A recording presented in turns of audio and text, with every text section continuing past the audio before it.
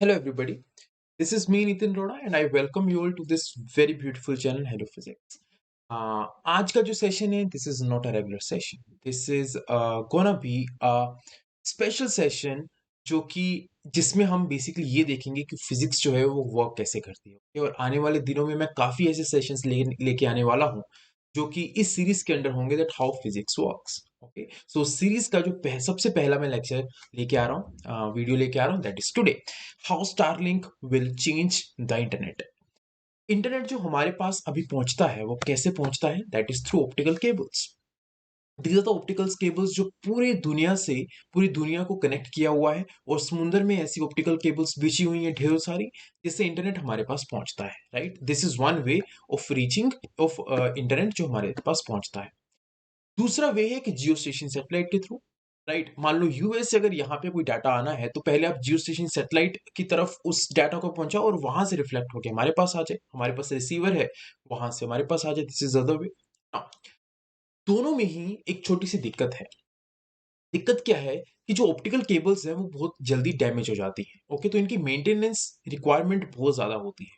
Okay, मान लीजिए समुद्र में बिछी हुई हैं ऑप्टिकल केबल्स, और जो जो भी वेल्स हैं या फिर जो भी शार्क्स हैं वो इनको डैमेज कर जाती हैं। ठीक है, तो इसलिए इनकी मेंटेनेंस बहुत ज्यादा फ्रीक्वेंट होती है।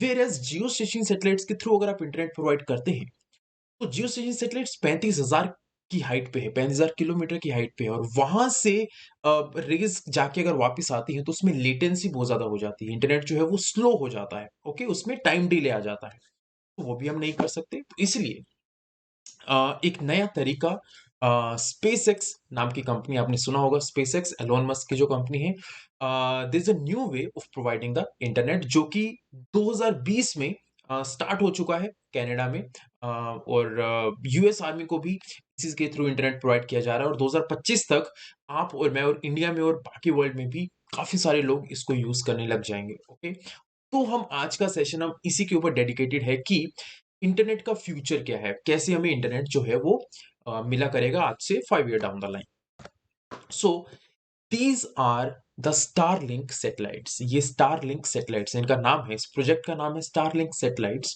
और इस प्रोजेक्ट के थ्रू अर्थ को कवर कर दिया जाएगा with a bundle of satellites. Satellites का पूरा एक जाल होगा, there would be a mesh of satellites जो अर्थ को कवर करेगा।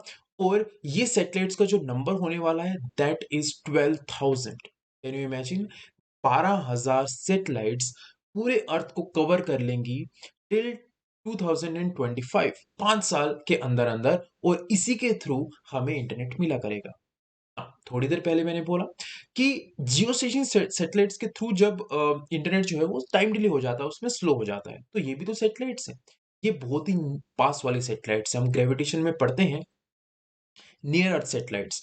ये सैटेलाइट्स जो होंगी ये अपनी हाइट भी चेंज कर सकती होंगी। ये सैटेलाइट्स ऑन एन एवरेज 500 से 600 किलोमीटर की रेंज में होंगी।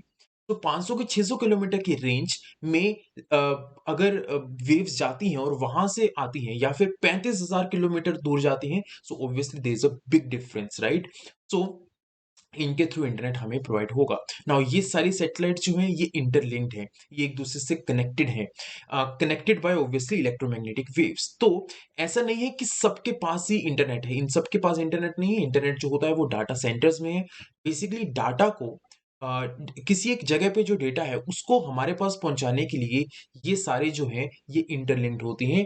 ये बीच में इंटरमीडिएट का काम करती हैं, जैसे कि एक वायर्स हैं, जैसे कि ऑप्टिकल वायर्स हैं, उनके थ्रू इंटरनेट आता है, वैसे ही अभी इनके थ्रू इंटरनेट आया करेगा। They are just the medium, otherwise सिर्फ डाटा ट्रांसफर करने की बात है। ओके, सो अभी तक काफी सारा सैटेलाइट जो है वो ऊपर पहुंचाई जा चुकी हैं। ऑन एन एवरेज जहां तक मेरे को याद है अराउंड 800 के करीब सैटेलाइट्स, स्टारलिंक सैटेलाइट्स अभी स्पेस में पहुंच चुकी हैं, जिनके थ्रू यूएस में कुछ पार्ट्स में इंटरनेट आ रहा है, कनाडा में कुछ पार्ट्स में इंटरनेट उनके थ्रू प्रोवाइड किया जा रहा है।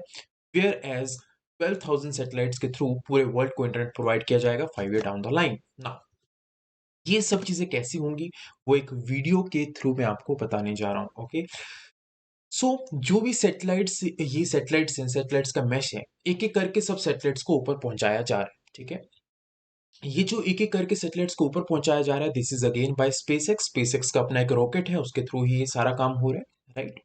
नाउ ये जो सैटेलाइट्स हैं ये ऑब्वियसली सोलर पावर से चलेंगी, इनको कोई फ्यूल की रिक्वायरमेंट नहीं है, लेकिन इनमें आयन थ्रस्टर्स होते हैं।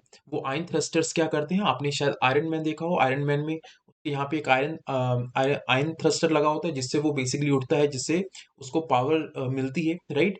तो वही आयन थ्रस्टर्स जो हैं उन्हीं से ये ऊपर नीचे जा सकता है, ठीक है।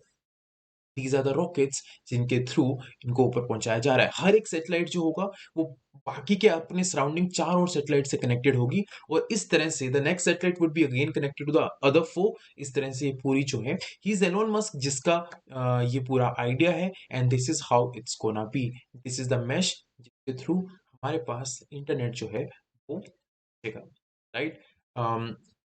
कुछ और भी चीजें हैं मैं आपको बताना चाहता हूँ कि डोंट यू थिंक कि इतनी सारी सैटेलाइट्स अगर ऊपर जाएंगी तो कितना स्केरी हो जाएगा। मतलब रात को आप ऊपर अगर देखोगे तो आपको चारों तरफ सैटेलाइट्स ही सैटेलाइट्स दिखेंगी, कितना स्केरी हो जाएगा। आपको स्काई में सिर्फ सैटेलाइट्स ही दिखेंगी। सो ऐसा काफी लोगों ने ये बोला भी है, क्योंकि हमारे यहाँ से तो जो अभी 800 सैटेलाइट्स ऊपर पहुंचाई जा चुकी हैं वो हमारे यहाँ से दिखती क्यों नहीं है, क्योंकि बहुत ज्यादा पोल्यूशन है।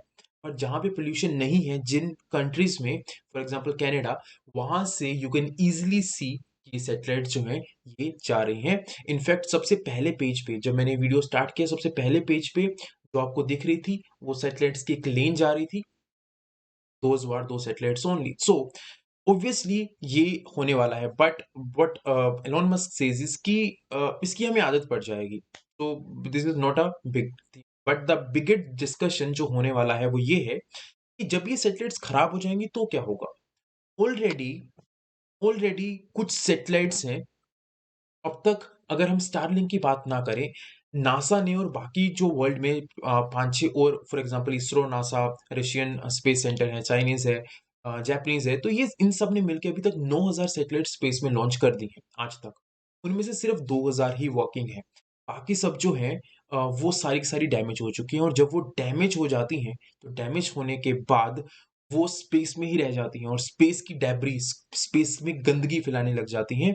उन्हीं स्पेस डेब्री के कारण जो सैटेलाइट्स अभी चल भी रही हैं उनको भी खतरा होता है। आपने शायद अगर ग्रेविटी मूवी देखी हो तो उसमें आपने सुना होगा कि स्पेस डेब्री के कारण पूरा आईएसएस और उनका स्पेस शटल जो है वो तबाह हो जाता है ना, वो डैमेज हो जाता है। तो this is a big thing to care. तो इसीलिए स्पेस एक्स को बोला जा रहा है that you have to make such satellites so that वो जब खराब हो जाए तो उनको अर्थ पे वापस भी लाया जा सके।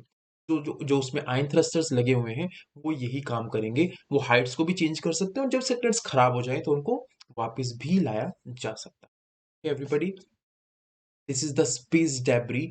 इतनी सारी गंदगी है हमारे अर्थ के अराउंड, और ये स्पेस डेब्री कुछ इस तरह से दिखती है। ओब्वियसली इसका कोई सोल्यूशन नहीं है, क्योंकि ये अर्थ के अराउंड ऐसे ही घूमती रहती है। ये काम भी नहीं करती है कोई, लेकिन गंदगी मचा रही है। एक एक गार्बेज ऑर्बिट भी है, उसका मैं नाम भूल गया हूँ। उसको गार्बेज ऑर्बिट नहीं बोलते, उसको आई फॉरगॉट द नेम। तो उसको एक ऑर्बिट बोलते हैं जिसमें सारी की सारी गंदगी जो है वो ऊपर, स्पेस की सारी डेब्री उसी में घूम रही है उस ऑर्बिट में, ठीक है। तो वहां पे कोई भी सैटेलाइट अगर जाता है तो ऑब्वियसली वो डैमेज हो जाता है।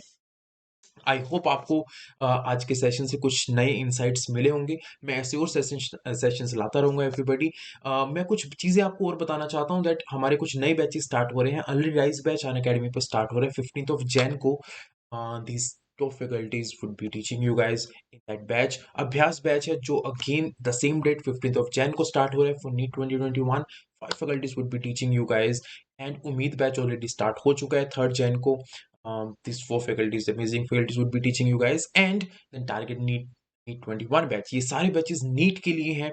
आप इनमें से कोई भी बैच या फिर इनमें से सारे बैच भी ज्वाइन कर सकते हैं अगर आप अन अकेडमी का सब्सक्रिप्शन लेते हैं। और अन अकेडमी सब्सक्रिप्शन पे आपको इंटरेक्शन विद योर एजुकेटर आपको बहुत ज़्यादा अच्छा हो जाता है, जिससे आपके सारे डाउट्स सोल्व होने की प्रोबेबिलिटी जो है वो बढ़ जाती है। मैं खुद अन अकेडमी के प्लस पे पढ़ाता हूँ बच्चों। दिस इज माई प्रोफाइल, आप मेरे को जाके फॉलो कर सकते हो, लिंक डिस्क्रिप्शन में दिया होगा। और मैं हर रोज सुबह 9 बजे स्पेशल क्लास लेता हूँ, 10:30 बजे मेरी प्लस पे क्लास होती है। You can obviously join me any day any time. Unacademy subscription जो है वो आप 6 महीने, 1 साल या 2 साल के लिए ही प्रेफर कीजिएगा, बिकॉज वहाँ 1 महीना और 2 महीने का बहुत ज्यादा महंगा पड़ने वाला है आपको। बट कोई भी सब्सक्रिप्शन हो, अगर आप मेरा कोड लगा दोगे NA10 तो आपको 10% का डिस्काउंट उसमें मिल जाएगा। Iconic subscription is a personal guidance tool जिसमें आपको एक गाइड प्रोवाइड किया जाता है, उसमें भी वो थोड़ा सा उसमें एक्स्ट्रा चार्जेस प्लस से, बट N10 कोड लगाने पे 10% का डिस्काउंट आपको उसमें भी मिल जाएगा. Do subscribe to this channel everybody, like this video, share this video, and these are our sister channels, and this N10 is the code जिससे आप मेरे को आप अनअकैडमी सब्सक्राइब कर सकते हैं. Thank you everybody. मैं इसी सीरीज में हाउ फिजिक्स वर्क्स की सीरीज में काफी और सेशंस लेके आऊंगा. होप आपको कुछ नया इंसाइट मिला होगा. That's it for today everybody. Thank you and bye bye.